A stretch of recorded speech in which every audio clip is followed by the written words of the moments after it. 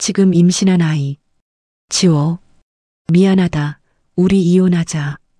15년 전 자신이 내뱉었던 잔인한 한마디가 지독한 이명처럼 박진우의 귓가를 맴돌았습니다. 한울건설이라는 마크가 선명한 헬기가 거대한 바람을 일으키며 강원도 산골의 작은 폐교 운동장에 내려앉았습니다. 연 매출 20조, 재계 서열 12위, 대한민국 건설업계의 정점에 선 한울건설 회장 박진우. 헬기 문이 열리고 말끔하게 다려진 최고급 슈트를 입은 그가 모습을 드러냈습니다. 지푸른 산맥이 파도처럼 펼쳐진 강원도 상공을 지나오며 그는 15년 전 지키지 못했던 한 여자와의 아픈 기억에 잠시 잠겨 있었습니다. 헬기에서 내리자 마을 이장과 관계자들이 흙먼지를 일으키며 달려와 90도로 허리를 숙였습니다. 회장님, 이런 누추한 곳까지 친히 와주셔서 정말 감사합니다. 진우는 형식적인 미소를 지으며 그들의 손을 잡았습니다. 그의 시선은 재단에서 지원하는 꿈나무 식물원이라는 간판이 붙은 낡은 유리 온실로 향했습니다. 이장이 칭찬을 늘어놓는 동안 진우는 무심코 온실 안을 들여다보았습니다. 후텁지근한 공기와 짙은 흙냄새가 가득한 평범한 온실이었습니다. 그런데 그 순간 온실 가장 구석진 곳에서 쪼그려 앉아 있는 한 여자의 뒷모습이 그의 시야에 박혔습니다. 너무나도 낯익은 어깨선, 가녀린 목덜미의 실루엣. 진우의 심장이 경고등처럼 세차게 울리기 시작했습니다. 설마 아니겠지. 그는 홀린 듯 온실 문을 열고 안으로 들어섰습니다. 한 걸음 한 걸음 다가갈수록 불길한 예감은 확신으로 변해갔고 마침내 여자의 옆모습을 확인한 순간 그의 심장은 쿵 하고 바닥으로 곤두박질 쳤습니다. 흙 묻은 작업복, 푸석한 머리카락. 15년 전 그가 매정하게 버렸던 아내 서윤아였습니다. 진우는 숨을 쉴 수 없었습니다. 머릿속이 하얗게 비어버리고 귀에서는 제 심장 소리만 쿵쿵 울렸습니다. 10년 동안 사람을 풀어 애타게 찾아 헤맸던 그녀였습니다. 재혼 생활 내내 밤마다 술에 취해 그리워했던 그녀였습니다. 그런데 왜 이런 모습으로 이런 곳에 있는 것인가? 그의 눈앞이 흐려졌습니다. 당장이라도 달려가 그녀의 어깨를 붙잡고 흔들며 묻고 싶었습니다. 무슨 일이 있었던 거냐고, 왜 이렇게 된 거냐고. 하지만 그의 발은 마치 땅에 뿌리라도 박힌 듯 움직이지 않았습니다. 무슨 말을 해야 할까? 무슨 자격으로. 15년 전 뱃속의 아이까지 지우라며 그녀를 비참하게 내쳤던 자신이 무슨 자격으로 그녀의 이름을 부를 수 있단 말인가. 목구멍까지 차오른 그녀의 이름을 몇 번이고 삼켰습니다. 하지만 수십 번의 망설임 끝에 터져나오는 그리움을 더는 참을 수 없었습니다. 그는 떨리는 목소리로 모기만 한 소리로 간신히 그녀의 이름을 불렀습니다. 윤아야, 나야, 진우. 그녀는 천천히 고개를 들었습니다. 푸석한 머리카락, 햇볕에 검게 그을린 얼굴, 그리고 모든 빛을 잃어버린 텅 빈 눈동자. 그녀는 진우의 얼굴을 빤히 쳐다보더니 고개를 갸웃하며 옆에 있던 마을 이장에게 물었습니다. 이장님, 이분은 누구세요? 자신을 전혀 기억하지 못하는 아내의 그 한마디에 박진우의 세상은 소리 없이 산산조각 났습니다. 16년 전 박진우의 세상은 온통 서윤아를 중심으로 돌고 있었습니다. 명문대 건축학과를 수석으로 졸업하고 아버지에게서 막 회사를 물려받기 시작한 젊은 후계자였던 그는 우연히 들른 작은 꽃집에서 윤아를 처음 만났습니다. 가난한 집안 형편 때문에 대학 대신 플로리스트의 길을 택했지만 그녀의 손끝에서 피어나는 꽃들은 세상 어떤 예술작품보다 아름다웠습니다. 진흙 속에서 피어난 연꽃처럼 맑고 순수한 그녀의 미소에 진우는 첫눈에 반하고 말았습니다. 황 여사는 길길이 날뛰었습니다. 대한민국 굴지의 건설사 한울의 안주인이 될 여자가 고작 꽃이나 만지작거리는 근본 없는 집안의 딸이라니. 그녀는 진우 앞에 재벌가와 정계 유력 인사들의 딸 사진을 집어 던지며 소리쳤습니다. 내가 지금 제정신이냐? 저런 애를 데려오면 이 어미 얼굴에 똥칠을 하겠다는 거냐? 우리 집안에 어울리는 뼈대 있는 집안의 아이를 만나거라. 하지만 사랑에 눈이 먼 진우에게는 아무 소리도 들리지 않았습니다. 그는 어머니 앞에서 처음으로 무릎을 꿇었습니다. 어머니, 제발 허락해 주십시오. 저는 유나 없이는 살 수 없습니다. 제가 반드시 한우를 대한민국 최고로 만들겠습니다. 그러니 제 사랑만은 막지 말아 주십시오. 결국 황 여사는 마지못해 결혼을 허락했습니다. 하지만 그녀의 냉대와 멸시는 결혼 후 더욱 노골적으로 변했습니다.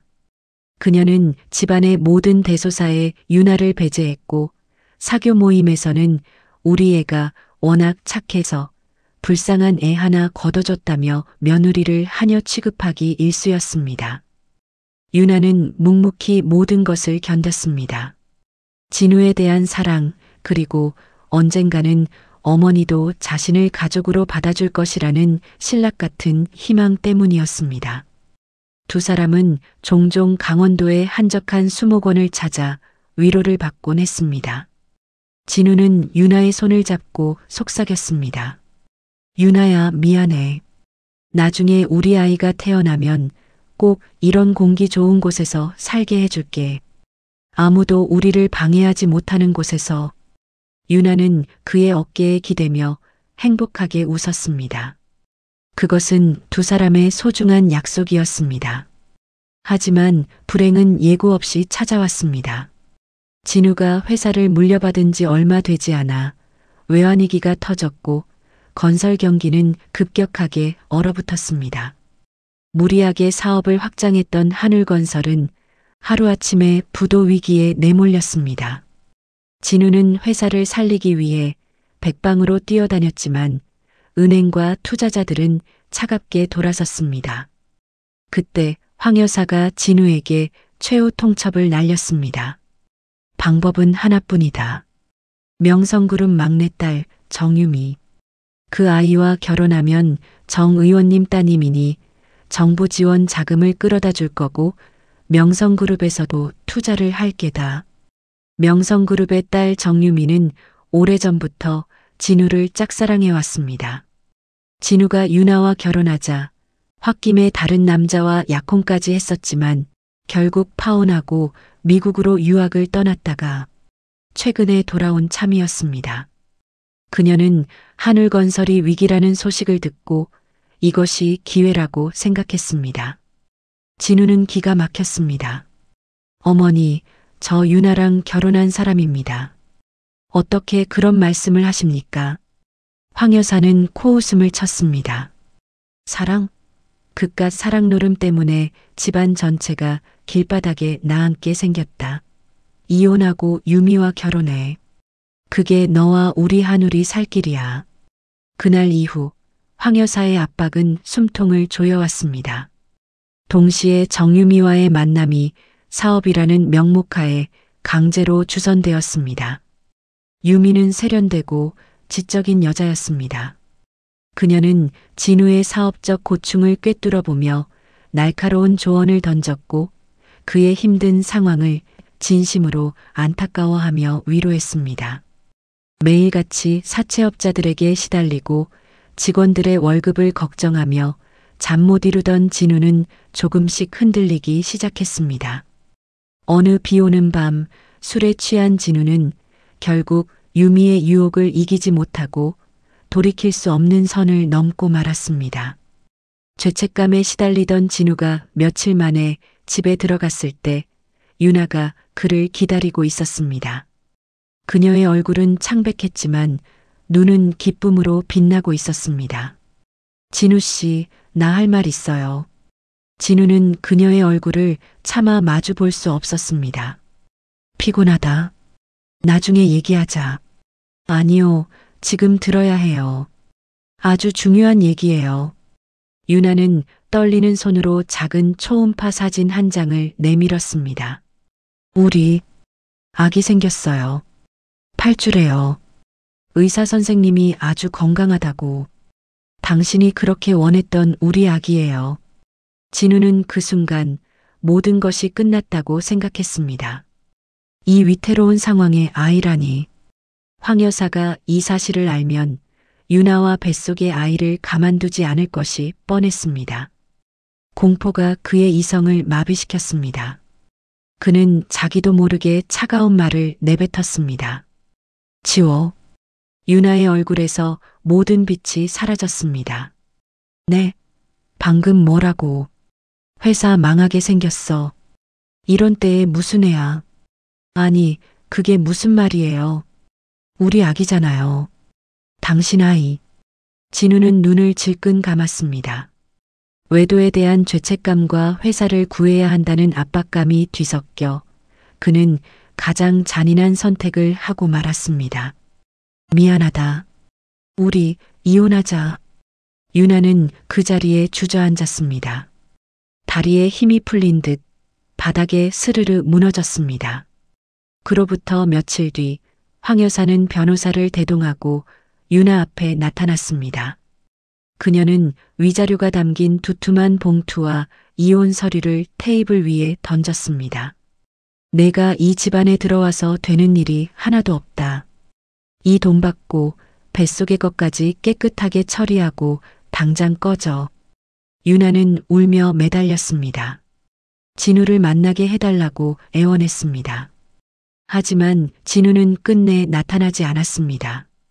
마지막으로 변호사 사무실에서 만난 날 유나는 필사적으로 진우의 바짓가랑이를 붙잡았습니다. 진우 씨, 제발. 다 필요 없어요. 당신 옆에만 있게 해줘요. 우리 하늘이만은. 제발 우리 하늘이만은 아빠 없는 아이로 만들지 말아줘요. 하늘이. 그때 그녀는 이미 아이의 이름까지 지어두었던 것입니다. 하지만 진우는 그 손을 뿌리치고 돌아섰습니다. 문이 닫히기 직전 그는 보았습니다. 모든 것을 잃고 바닥에 무너져 절규하는 유나의 마지막 모습을. 그리고 그 옆에서 잡초는 뿌리째 뽑아야 한다며 만족스러운 미소를 짓던 어머니의 얼굴을.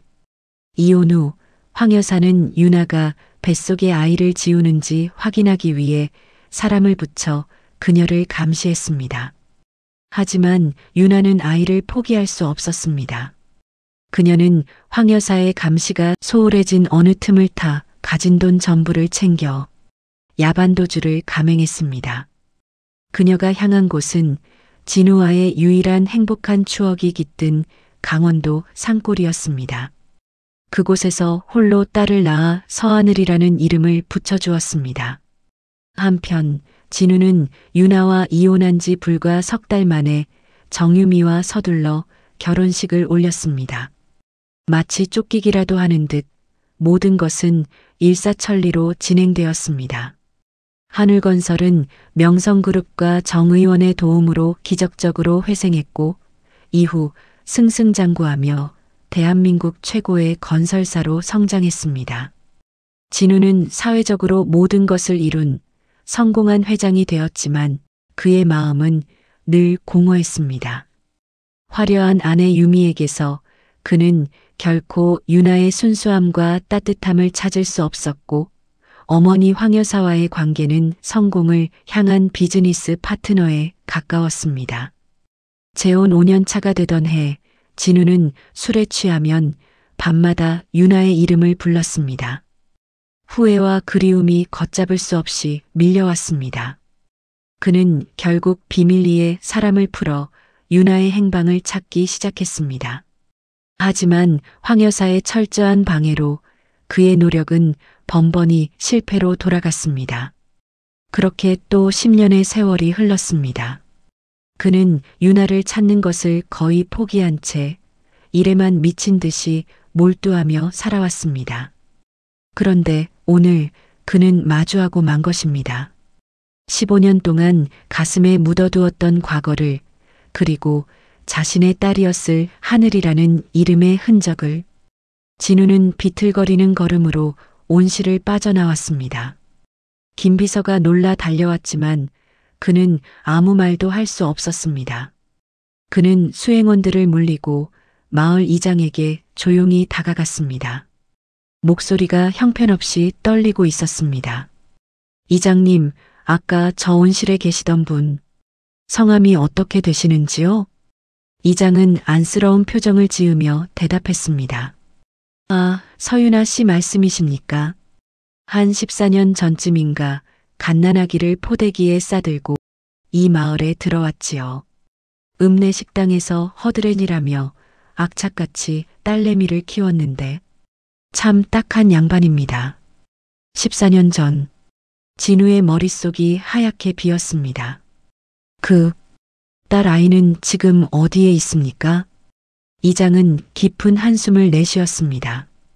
5년 전에 사고로 그만 하늘나라로 갔습니다.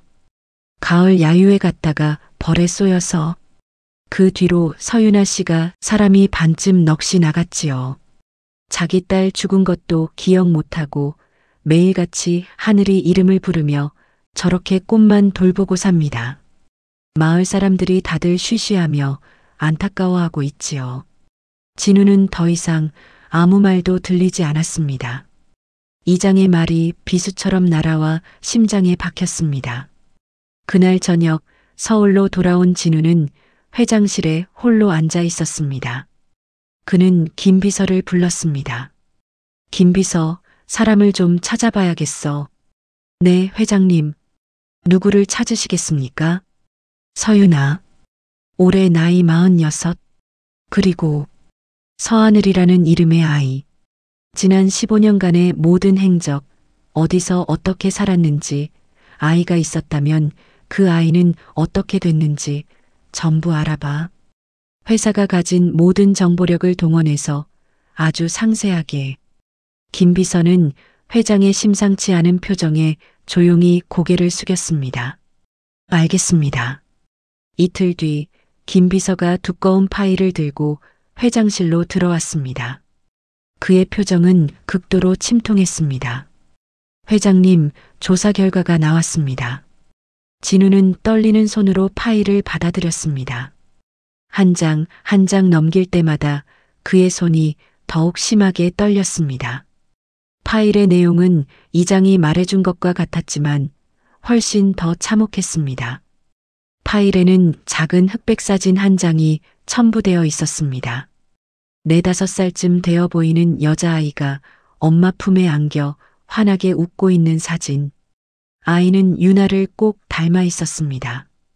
그 사진 아래에는 서하늘이라는 세 글자가 적혀 있었습니다. 진우의 눈에서 뜨거운 것이 흘러내렸습니다. 내 딸. 정말 내 딸이었어. 그는 울음을 삼키며 다음 장을 넘겼습니다. 그리고 다음 문장을 읽는 순간 그는 심장이 멎는 듯한 충격을 받았습니다. 대상자 서하늘 당시 10세, 5년 전 초등학교 가을 야유회에서 말벌에 쏘여 아나필락시스 쇼크로 사망.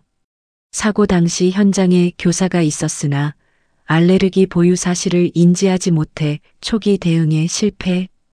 인근 보건소로 이송되었으나 사망. 진우의 눈앞이 캄캄해졌습니다. 그는 존재조차 몰랐던 자신의 딸을 이렇게 서류 몇 장으로 처음 마주하게 된 것이었습니다. 그는 파일을 움켜쥐고 소리 없이 오열했습니다. 미안해. 하늘아, 아빠가 미안해. 한참을 울던 진우는 문득 이상한 점을 발견했습니다. 사고 기록 보고서 말미에 첨부된 내용이었습니다. 유가족 모친 서윤아 측과 학교 측 원만히 합의. 학교 측은 위로금 5천만 원을 지급했으며 유가족은 어떠한 법적 책임도 묻지 않기로 함. 고작 5천만 원. 딸의 목숨값이 고작 5천만 원이라는 말인가.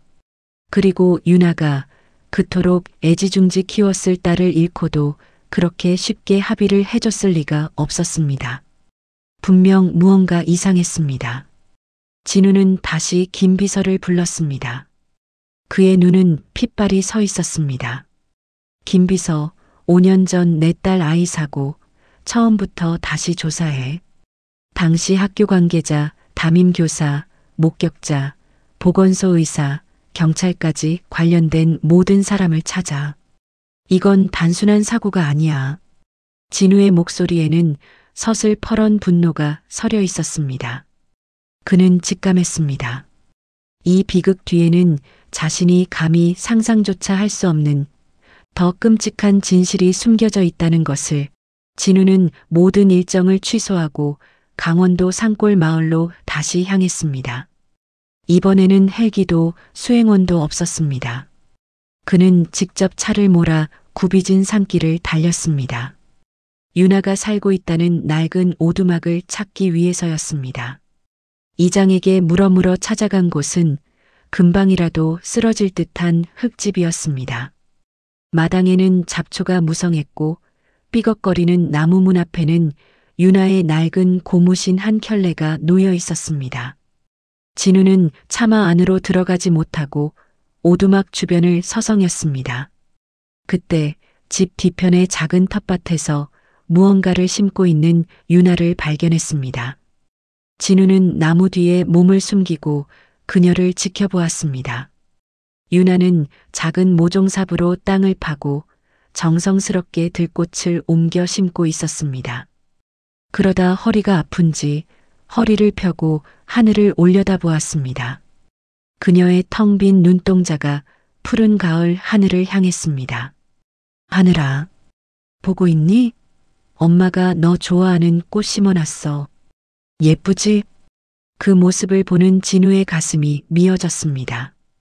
그는 더 이상 참지 못하고 그녀에게 다가갔습니다. 서윤아 씨. 윤아는 천천히 고개를 돌렸습니다. 지난번 온실에서 봤을 때처럼 그녀는 진우를 알아보지 못했습니다. 그저 낯선 남자의 등장에 조금 경계하는 눈빛을 보일 뿐이었습니다. 누구세요? 나 기억 안 나요? 진우의 목소리가 애처롭게 떨렸습니다. 윤아는 고개를 갸웃거렸습니다. 글쎄요. 제가 아는 분인가요? 진우는 무어라 말을 이어야 할지 몰랐습니다. 그는 주머니에서 작은 사진 한 장을 꺼냈습니다. 조사 파일에 있던 윤아와 어린 하늘이가 함께 찍은 사진이었습니다. 이 아이, 이름이 하늘이죠? 사진을 보는 순간 윤아의 텅 빈 눈동자가 가늘게 흔들렸습니다. 그녀는 떨리는 손으로 사진을 받아들었습니다. 우리 하늘이. 그래요. 하늘이. 우리 딸. 진우가 말을 잇지 못하고 눈물을 삼켰습니다. 윤아는 사진 속 딸의 얼굴을 하염없이 쓰다듬었습니다. 그러다 갑자기 그녀의 얼굴이 공포로 일그러졌습니다. 벌들이 날아와. 안 돼. 하늘아, 도망쳐. 안 돼. 윤아는 비명을 지르며 귀를 막고 주저앉았습니다. 그녀는 5년 전 딸이 죽어가던 그날의 악몽 속에 갇혀버린 것 같았습니다. 진우가 놀라 그녀를 부축하려 했지만 윤아는 그를 밀치며 공포에 질려 소리쳤습니다. 오지 마. 저리 가. 당신 때문에 우리 하늘이가. 그 순간 동네 보건소 의사인 듯한 중년 남자가 다급하게 달려왔습니다. 서윤아 씨, 또 그러시는 겁니까? 괜찮아요. 이제 벌은 없어요. 의사는 익숙하게 윤아의 등을 다독이며 진정시켰습니다. 그리고 진우를 보며 경계심 가득한 눈으로 물었습니다. 누구신데 환자를 이렇게 자극하십니까? 진우는 간신히 목소리를 냈습니다. 저는 저분의 옛날 남편입니다. 의사의 표정이 놀라움으로 변했습니다. 그는 진우를 데리고 보건소로 향했습니다. 보건소 안 의사는 한숨을 쉬며 말했습니다. 따님 사고 이후로 충격이 너무 크셔서 외상 후 스트레스 장애와 해리성 기억 상실입니다. 딸이 죽었다는 현실을 감당하지 못해서 그 기억만 스스로 지워버린 거지요. 그래서 매일같이 딸이 살아있는 것처럼 행동하시는 겁니다. 5년 전 그날에 갇혀서요. 진우는 떨리는 목소리로 물었습니다. 사고.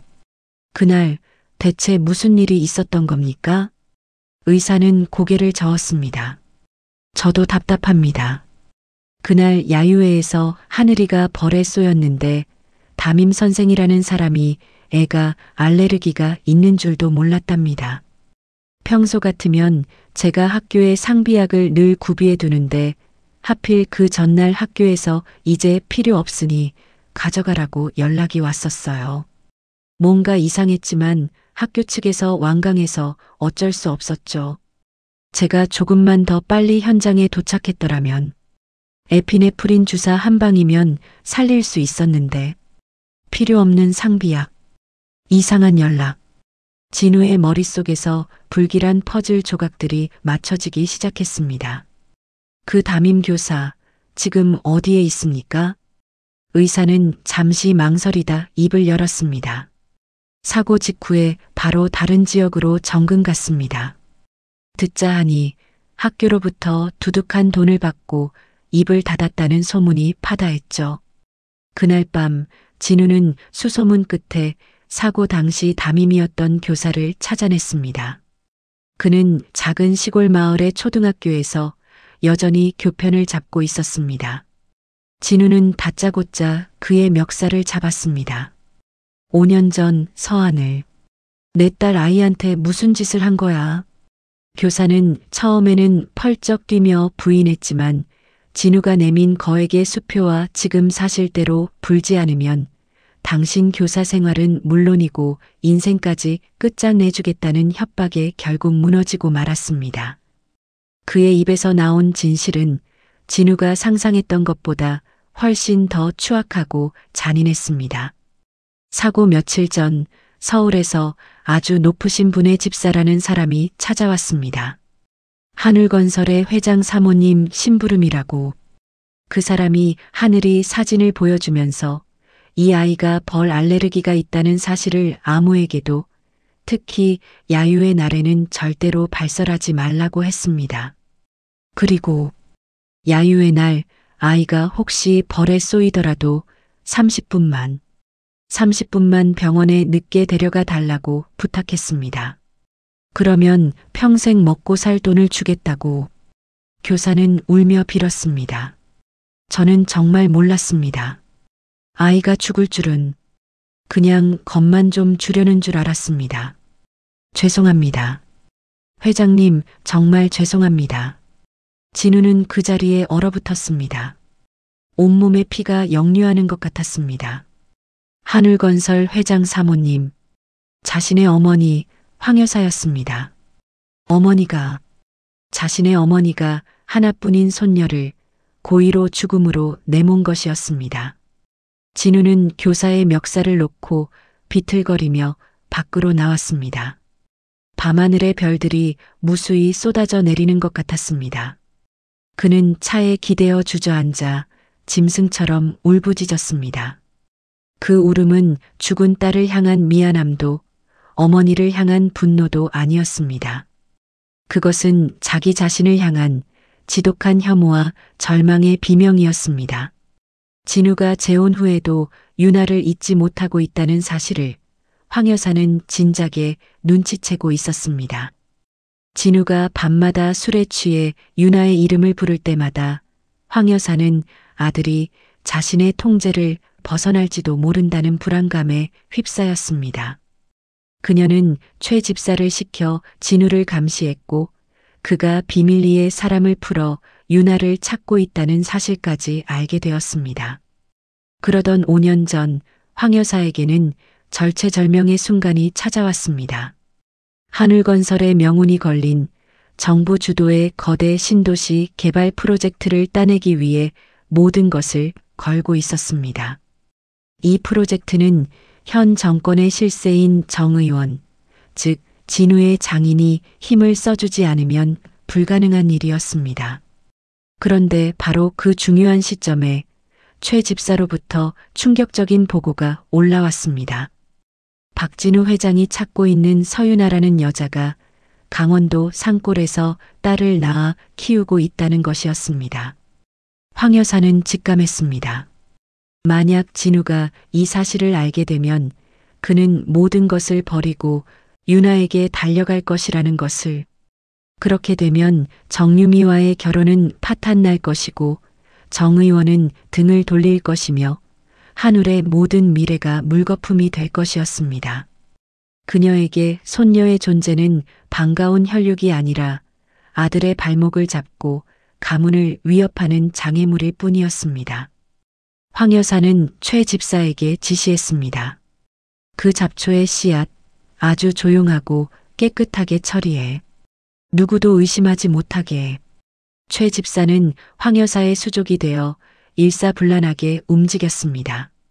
하늘이의 신상과 학교 생활, 심지어 벌 알레르기가 있다는 치명적인 약점까지 상세하게 파악했습니다.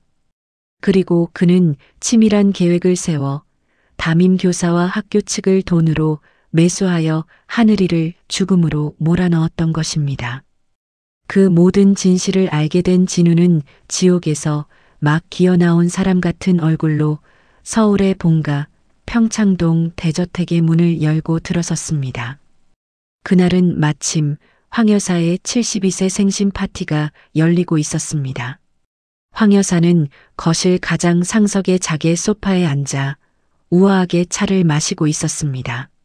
며칠 만에 나타난 아들의 흉측한 행색을 보고도 그녀는 눈썹 하나 까딱하지 않았습니다. 꼴이 그게 뭐냐? 중요한 손님들 오셨는데 어서 올라가서 씻고 옷 갈아입어라. 진우는 대답 대신 어머니의 앞에 낡은 흑백 사진 한 장을 던졌습니다.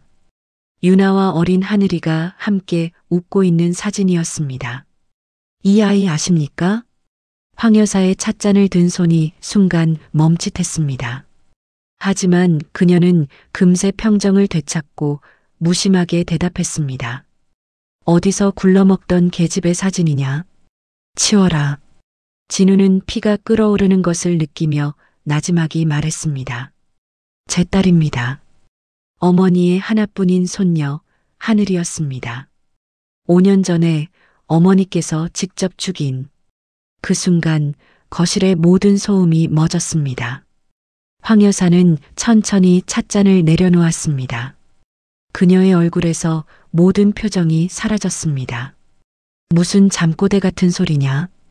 진우는 주머니에서 작은 녹음기를 꺼내 테이블 위에 올렸습니다. 그리고 재생 버튼을 눌렀습니다. 녹음기에서는 어젯밤 만났던 담임 교사의 울먹이는 목소리가 흘러나왔습니다. 하늘건설의 회장 사모님 심부름이라는 사람이 30분만 병원에 늦게 데려가 달라고. 황 여사의 얼굴이 잿빛으로 변했습니다. 하지만 그녀는 여전히 꼿꼿했습니다. 그래서 어쨌다는 거냐? 진우는 믿을 수 없다는 듯 어머니를 쳐다보았습니다. 어머니, 어떻게 그러실 수가 있습니까? 당신 손녀입니다. 제 딸이란 말입니다. 황 여사가 자리에서 일어섰습니다. 그녀의 목소리는 뱀처럼 차갑고 교활했습니다. 손녀, 웃기지 마라. 그건 손녀가 아니라 우리 가문의 앞길을 막는 잡초의 씨앗일 뿐이었다. 내가 자꾸 그 계집을 잊지 못하고 흔들리니 내가 내 미래를 위해, 우리 한우를 위해 더러운 것들을 치워준 것뿐이야. 내가 고마워해야 할 일이란 말이다. 잡초의 씨앗. 진우는 그 말을 듣는 순간 이성이 끊어지는 것을 느꼈습니다. 그는 앞에 있던 자개상을 손으로 쓸어 엎어버렸습니다. 값비싼 닭이들이 요란한 소리를 내며 바닥에 떨어져 박살났습니다. 당신은 사람이 아니야. 악마야. 소란에 놀란 아내 정유미와 최 집사가 달려나왔습니다. 진우는 그들을 밀치고 서재로 뛰어들어갔습니다. 그리고 황 여사의 개인 금고를 미친 듯이 뒤지기 시작했습니다. 황 여사가 비명을 지르며 그를 말렸지만 소용없었습니다. 마침내 진우는 금고 깊숙한 곳에서 낡은 업무 수첩 하나를 찾아냈습니다. 바로 최 집사의 비밀 보고서였습니다. 수첩에는 지난 몇 년간 진우를 감시하고 유나와 하늘이의 행적을 조사한 내용이 날짜별로 빽빽하게 적혀 있었습니다. 그리고 5년 전 그날의 페이지에는 진우의 심장을 멈추게 하는 내용이 적혀 있었습니다. 회장님 지시사항 대상서 하늘 제거, 방법 벌 알레르기 이용, 사고사 위장, 조치 담임 교사 매수 3억, 학교 발전 기금 5억 전달 완료, 결과 대상 사망 확인, 깔끔하게 처리됨. 진우의 손에서 수첩이 힘없이 떨어졌습니다. 그는 그 자리에 무릎을 꿇고 말았습니다. 자신의 어머니가 자신의 성공을 위해 하나뿐인 손녀를 죽인 것이었습니다. 황 여사가 그의 뒤에 서서 차갑게 말했습니다. 이제 알겠느냐? 내가 우리 가문을 지키기 위해 얼마나 애썼는지를. 그깟 계집애 하나 때문에 이 모든 것을 망칠 수는 없었다. 진우는 천천히 일어섰습니다. 그의 눈에는 더 이상 눈물도 분노도 없었습니다. 오직 차가운 경멸과 텅 빈 공허함만이 남아 있었습니다. 어머니, 아니 황 여사님. 그는 평생 처음으로 어머니를 황 여사라고 불렀습니다. 오늘부로 당신과 나는 끝입니다. 당신은 더 이상 내 어머니가 아니고 나도 당신 아들이 아닙니다. 진우는 수첩을 주워들고 대저택을 나섰습니다. 황 여사가 절규하며 그의 이름을 불렀지만 그는 단 한 번도 뒤돌아보지 않았습니다. 그는 곧장 검찰청으로 향했습니다. 이것이 자신과 딸 그리고 유나를 위한 유일한 속죄의 시작임을 알고 있었기 때문입니다. 그날 오후 대한민국은 발칵 뒤집혔습니다.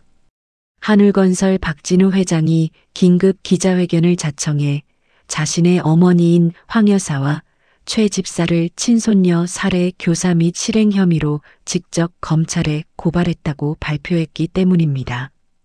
기자회견장은 순식간에 아수라장이 되었습니다.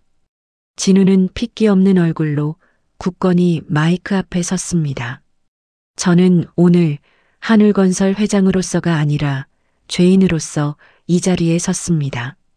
제 어머니 황 여사는 자신의 사리사욕을 위해 제 하나뿐인 딸 하늘이를 고의로 죽음에 이르게 했습니다. 그는 최 집사의 비밀 보고서, 담임 교사의 녹취록 등 모든 증거를 언론에 공개했습니다. 저는 이 모든 비극을 막지 못한 공범입니다. 제 딸과 그 아이의 엄마에게 평생 씻을 수 없는 죄를 지었습니다. 오늘부로 저는 한울건설 회장직을 포함한 모든 직위에서 물러나겠습니다. 제가 가진 모든 지분과 재산 또한 사회에 환원하고 평생을 속죄하며 살겠습니다. 기자회견은 생방송으로 전국에 중계되었습니다. 평창동 대저택에서 생일 파티를 즐기던 황 여사와 하객들은 거실의 대형 TV 화면을 통해 이 모든 광경을 경악하며 지켜보았습니다. 잠시 후 대저택의 문을 부술듯이 열고 검사와 수사관들이 닥쳤습니다. 황수련 씨, 살인 교사 혐의로 긴급 체포합니다. 황 여사는 마지막까지 발악했습니다. 내 이놈, 내가 감히 이 어미를, 내가 너를 어떻게 키웠는데. 하지만 그녀의 발악은 차가운 수갑 소리에 묻히고 말았습니다. 한 시대를 풍미했던 철의 여인, 한울의 대모는 그렇게 허무하게 가장 추악한 범죄자가 되어 자신의 왕국에서 끌려나갔습니다. 한울건설의 주가는 폭락했고 그룹은 창사 이래 최대의 위기를 맞았습니다. 진우의 아내였던 정유미는 곧바로 이혼 서류를 내밀었습니다. 그녀의 아버지인 정 의원 역시 저런 폐륜 집안과 더는 엮일 수 없다며 모든 관계를 끊어버렸습니다. 진우가 평생을 바쳐 쌓아 올렸던 모든 것이 단 하루 만에 신기루처럼 사라져버렸습니다. 모든 것을 내려놓은 진우는 다시 강원도 산골 마을을 찾았습니다. 그는 더 이상 하늘건설의 회장이 아니었습니다. 그저 초라한 옷차림에 죄 많은 한 사내일 뿐이었습니다. 그는 유나의 오두막 문 앞에서 며칠 밤낮을 뜬 눈으로 세웠습니다. 차마 그녀를 마주할 용기가 나지 않았습니다. 그러던 어느 날 작은 여자아이 하나가 그에게 다가왔습니다. 12살 남짓되어 보이는 야무지게 생긴 아이였습니다. 아저씨, 여기서 뭐 하세요? 진우는 아이를 보고 깜짝 놀랐습니다. 아이는 하늘이의 어릴 적 모습과 꼭 닮아 있었습니다. 너는 누구니? 저는 서바다예요. 우리 엄마랑 같이 살아요. 바다, 하늘과 바다. 진우는 그제야 마을 이장에게 들었던 이야기를 떠올렸습니다. 하늘이가 살아있을 때 이웃에 살며 친자매처럼 지내던 아이가 있었는데 할머니 손에 자라다 그만 할머니마저 돌아가시자 하늘이가 죽은 후 슬픔에 잠겨있던 유나가 그 아이를 거두어 딸처럼 키우고 있다는 이야기였습니다. 바다는 진우를 경계하면서도 따뜻한 옥수수 한 개를 내밀었습니다. 며칠 동안 아무것도 안 드셨잖아요. 이거 드세요. 엄마가 아저씨 불쌍하다고 주래요. 유나가 나를. 진우는 떨리는 손으로 옥수수를 받아들었습니다. 바다가 고개를 끄덕였습니다. 네. 엄마가 기억은 잘 못하시는데 마음으로는 아시나 봐요.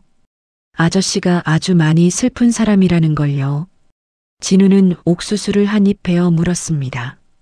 따뜻하고 구수한 옥수수 알갱이가 목구멍으로 넘어가는 순간 그는 참았던 눈물을 터뜨리고 말았습니다. 그는 어린아이처럼 엉엉 울었습니다.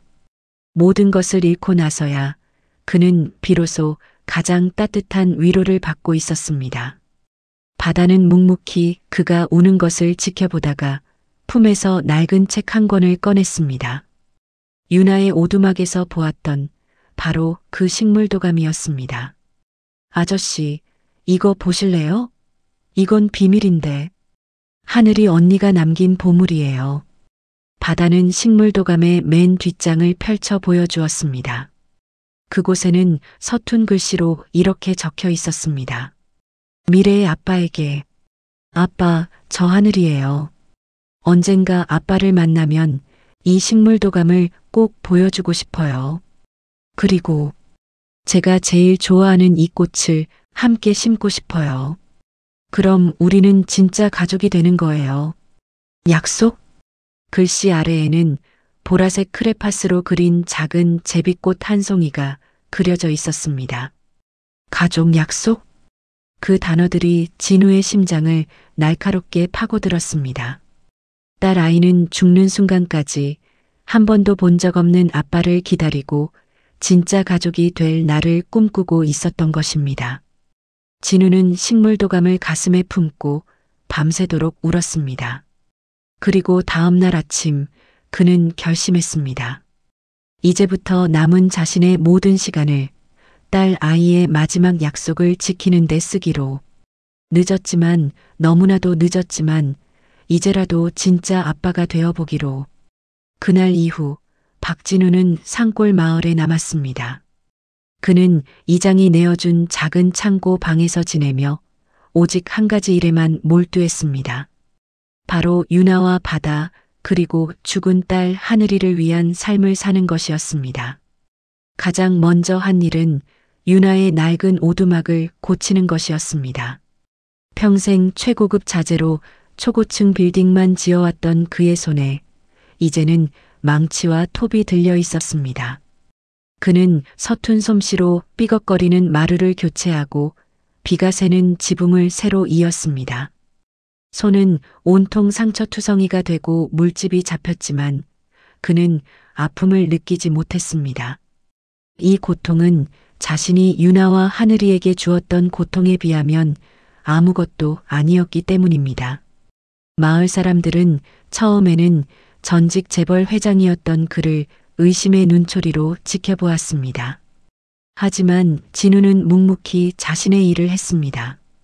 그는 매일 아침 유나의 집 앞을 쓸고 텃밭에 물을 주었습니다. 유나의 기억은 여전히 돌아오지 않았습니다. 그녀는 진우를 볼 때마다 물었습니다. 고마워요. 그런데 누구세요? 그러면 진우는 언제나 똑같이 대답했습니다. 저는 당신에게 큰 빚을 진 사람입니다. 그는 유나의 곁을 맴돌며 그녀가 필요로 하는 것들을 조용히 챙겨주었습니다. 장작을 패서 아궁이 앞에 쌓아주고 읍내 장에 나가 그녀가 좋아하는 약과를 사다 마루에 놓아두었습니다. 유나는 여전히 그를 기억하지 못했지만 그의 존재를 조금씩 당연하게 받아들이기 시작했습니다. 그녀의 텅 빈 눈동자에 아주 가끔 희미한 온기가 서리는 듯 했습니다. 진우에게 마음을 열어준 것은 바다였습니다. 바다는 처음에는 경계했지만 진우가 진심으로 엄마를 위하고 자신에게도 따뜻하게 대해주자 조금씩 그를 따르기 시작했습니다. 아저씨, 오늘은 뭐 할 거예요? 진우는 하늘이의 식물도감을 펼쳐 보이며 말했습니다. 오늘은 하늘이 언니가 좋아했던 도라지꽃을 심어볼까? 바다의 얼굴이 환해졌습니다. 와, 좋아요. 제가 도와줄게요. 두 사람은 함께 밭에 쪼그려 앉아 작은 도라지꽃 모종을 심었습니다. 진우는 바다에게 식물도감에 적힌 하늘이의 이야기들을 들려주었습니다. 하늘이 언니는 이 도라지꽃의 꽃말이 영원한 사랑이라서 좋아했대. 아빠 엄마랑 영원히 함께 살고 싶어서. 바다는 고개를 끄덕이며 작은 손으로 흙을 다독였습니다. 언니는 맨날 아빠 그림만 그렸어요. 아빠가 너무너무 보고 싶다고. 진우는 목이 메어 대답할 수 없었습니다. 그는 그저 묵묵히 흙을 만질 뿐이었습니다. 어느 날 저녁, 진우는 유나와 바다를 위해 저녁 식사를 준비했습니다. 서울의 최고급 레스토랑 요리만 먹던 그가 이제는 솥뚜껑에 된장찌개를 끓이고 있었습니다. 서툰 솜씨였지만 정성을 다했습니다. 세 사람은 작은 밥상에 둘러앉았습니다. 유나는 여전히 멍한 표정이었지만 진우가 떠주는 밥을 군말 없이 받아 먹었습니다. 바다가 조잘거리며 학교에서 있었던 일들을 이야기했습니다. 평범하지만 진우에게는 평생 처음 느껴보는 따뜻하고 소중한 저녁 식사였습니다. 식사가 끝날 무렵 바다가 조심스럽게 입을 열었습니다. 아저씨, 이제 우리 아빠 해줄 거예요? 진우는 들고 있던 숟가락을 내려놓았습니다. 그는 바다의 눈을 똑바로 바라보며 말했습니다. 아니, 아저씨는 아빠가 될 자격이 없어.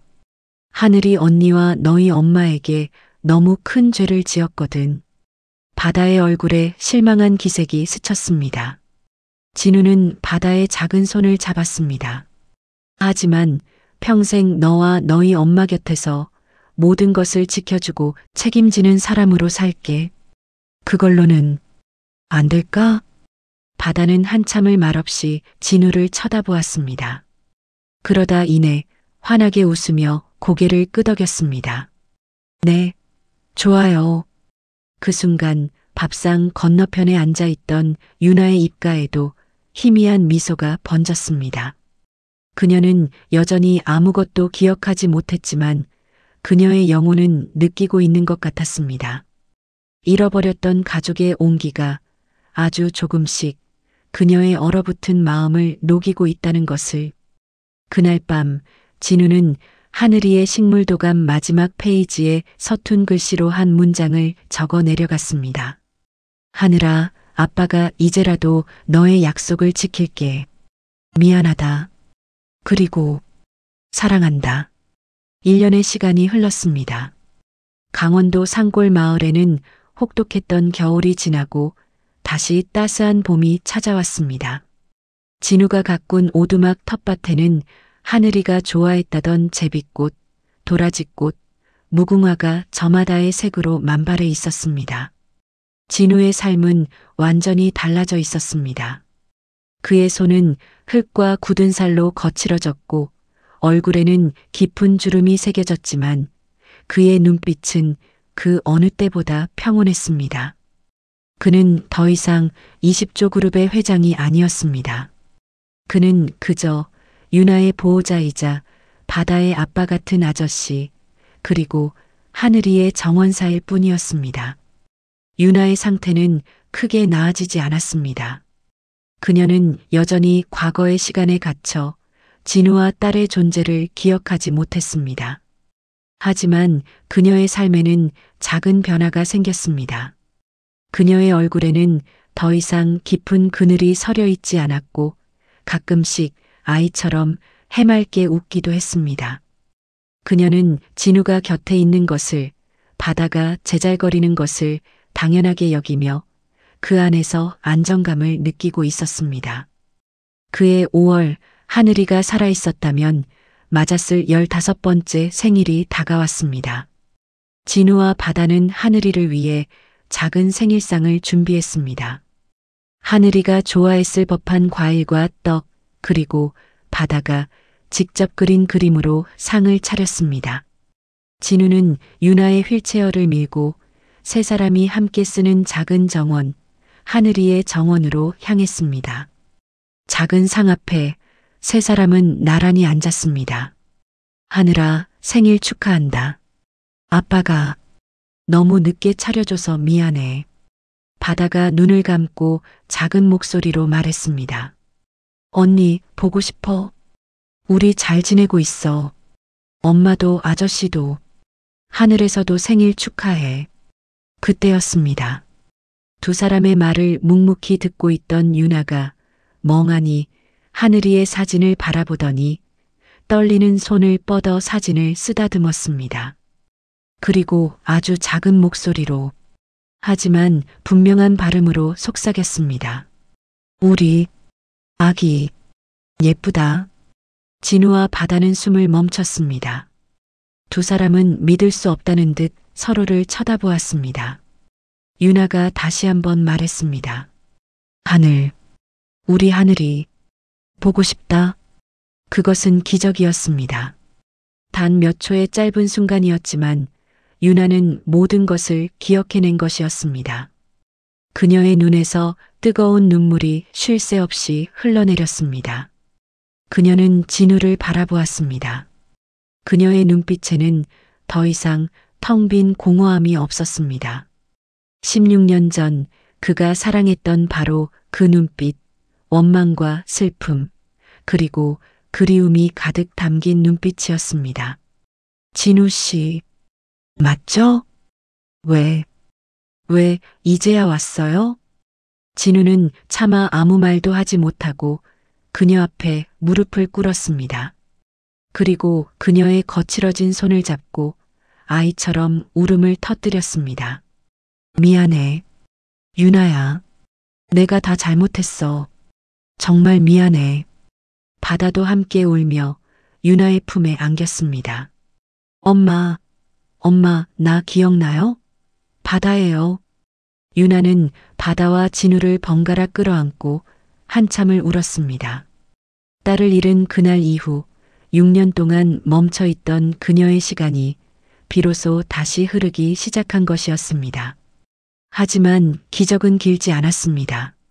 몇 분 뒤 격한 감정을 쏟아낸 유나의 눈빛은 다시 서서히 초점을 잃어갔습니다. 그녀는 진우와 바다를 밀어내고 불안한 듯 주위를 두리번거렸습니다. 누구세요? 여기가 어디예요? 진우의 가슴이 무너져 내렸습니다. 하지만 그는 더 이상 절망하지 않았습니다. 그는 다시 유나의 손을 꼭 잡았습니다. 바다도 반대편 손을 잡았습니다. 괜찮아, 유나야. 괜찮아, 엄마. 우리가 여기 있어. 유나는 여전히 그들을 알아보지 못했지만 양손에서 전해져 오는 온기에 인해 불안한 기색을 거두고 희미하게 미소 지었습니다. 고마워요. 잘 모르겠지만 참 따뜻하네요. 진우는 유나의 미소를 보며 함께 미소 지었습니다. 그는 깨달았습니다. 기억은 사라져도 사랑의 감각은 영원히 남는다는 것을. 비록 그녀가 매일 자신을 잊어버린다 해도 그는 매일 다시 그녀의 곁에서 사랑을 시작하면 되는 것이었습니다. 세 사람은 서로의 손을 잡고 말없이 정원을 바라보았습니다. 하늘 위의 식물도감 마지막 페이지에 그려져 있던 작은 제비꽃이 바람에 부드럽게 흔들리고 있었습니다. 그 꽃의 꽃말처럼 그들의 영원한 사랑은 이제 막 다시 시작되고 있었습니다. 진우는 마음속으로 죽은 딸에게 마지막 약속을 다짐했습니다. 하늘아, 지켜봐줘. 아빠가 남은 평생 내가 남긴 이 정원을 세상에서 가장 아름다운 곳으로 만들게. 너와 엄마를 위해. 그것이 그가 할 수 있는 유일하고도 영원한 속죄였습니다. 오늘 사연은 여기까지입니다. 너무 늦어버린 후회와 속죄, 그리고 그 속에서 피어나는 가족의 사랑을 담은 오늘 이야기는 어떠셨나요? 여러분의 삶에도 혹시 잊고 있던 소중한 약속이나 사람이 있지는 않으신가요? 댓글로 여러분의 마음에 남은 장면이나 감동적인 순간을 함께 나눠주세요. 여러분의 따뜻한 한마디가 누군가에게는 큰 위로와 희망이 될 수 있습니다. 구독과 좋아요 눌러주시고 채널 사연 읽어주는 남자가 당신의 모든 순간을 응원합니다. 감사합니다.